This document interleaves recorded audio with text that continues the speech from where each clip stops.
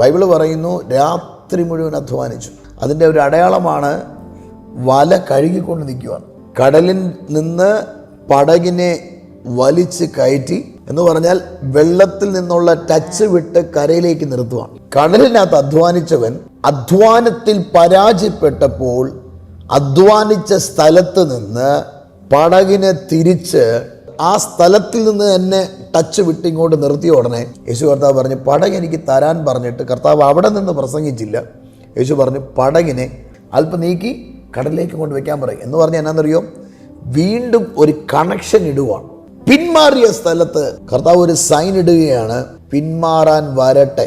എന്തൊക്കെ ഞാൻ എഴുതി തള്ളിക്കളഞ്ഞു എന്നൊക്കെ പറയും. ഇനി ഒന്നും സംഭവിക്കുന്നത് എഴുതി തള്ളിക്കളഞ്ഞു. കർത്താവ് ഇന്ന് ആരോട് പറയുന്നു, എഴുതി തള്ളിക്കളയാൻ വരട്ടെ. I have something good for you.